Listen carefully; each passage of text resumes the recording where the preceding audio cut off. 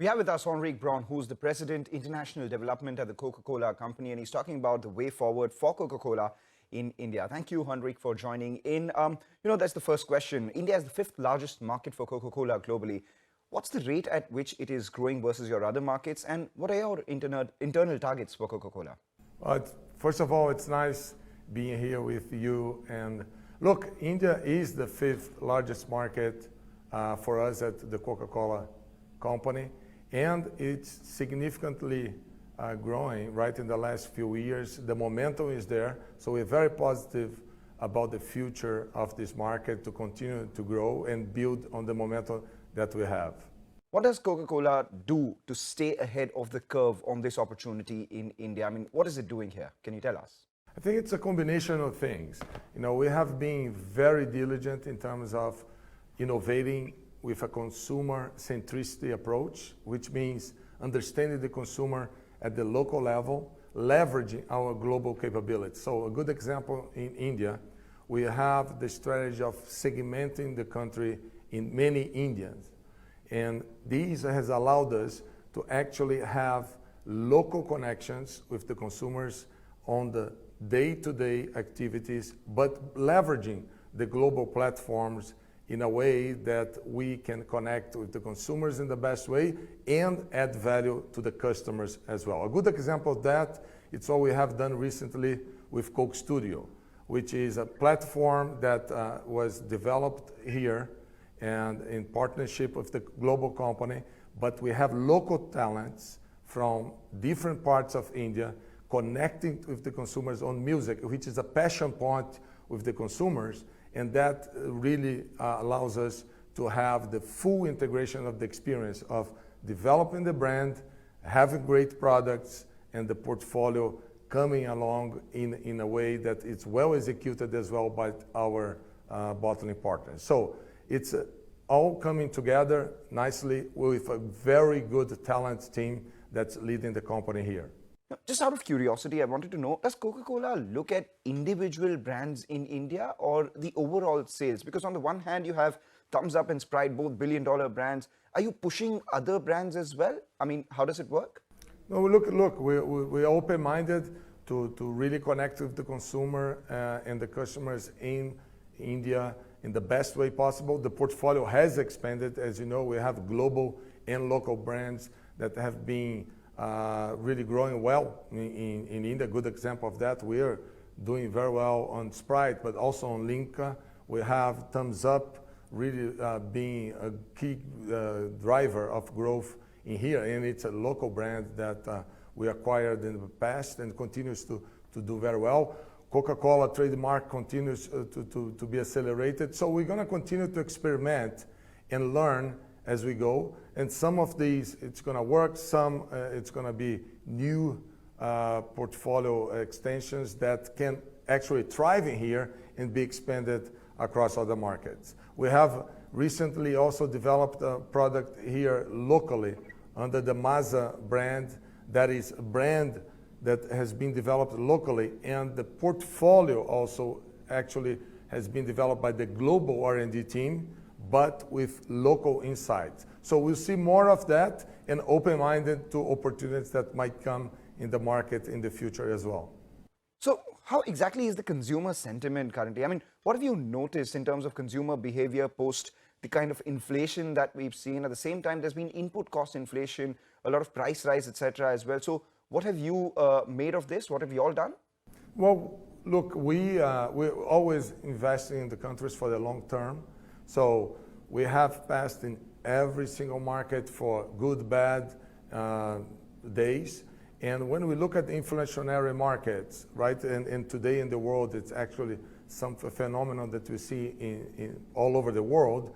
We have also the experience of being a global company on how to navigate that in a very sustainable way. So the way that we're doing this, and we're doing in India as well, is to amplify the portfolio. We have now more packaging size options, more broader portfolio that allows us to play on the affordability choices, keeping the price point that fits on the pocket of the consumer, but also tapping into the premium occasions which allows us to really have a revenue growth management capability that helps us to navigate through an inflationary or a downside market. But look, the momentum, it continues to be very good. The connections with the consumers, they love the brands and the campaigns that we're doing here in a way that unprecedented. And we have also execution as a great underlying platform that allows us to continue to grow despite of the macroeconomic scenario. Let's turn the clock back a little now. Some years ago, you picked Pepsi to gain market leadership in India. What was it that you deployed in terms of strategies then, and what are you doing now to maintain that lead? Look, I think it's this constant reflection about, are we being really consumer-centric on our choices?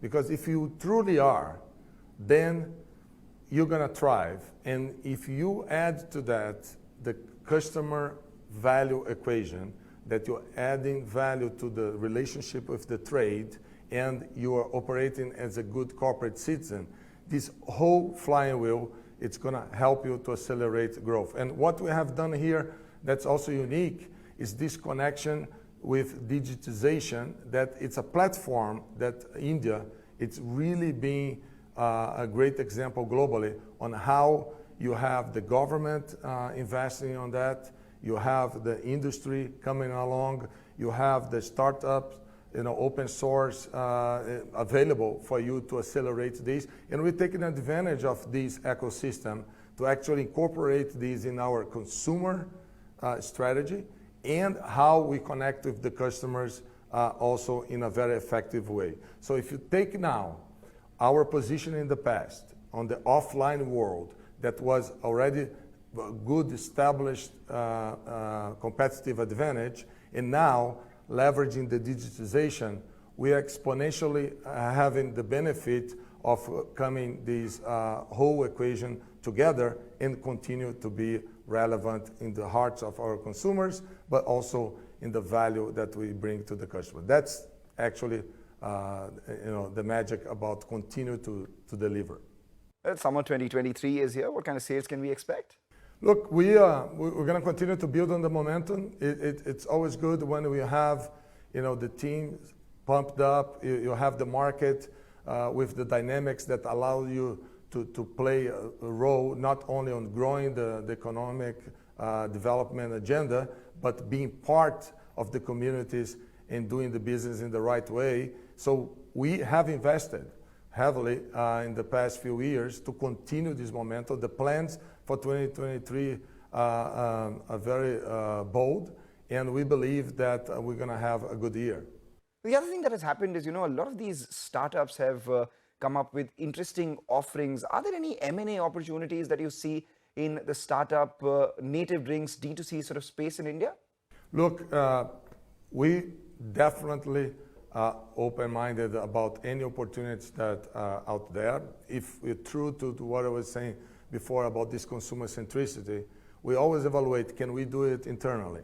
Do we have the portfolio to win? Do we bring new categories? Should we look outside our current capabilities to acquire that and to continue to be relevant to the consumer and to the customers? That's what we do. What I can tell you is that we're very happy with the portfolio that we have at the moment, with the capabilities that we have built locally and globally to continue to innovate and to thrive in this market that is being very vibrant. So very happy to continue to invest in India, to be a partner here, and to grow together. Right. Henrique, thank you so much for joining in. Thank you so much.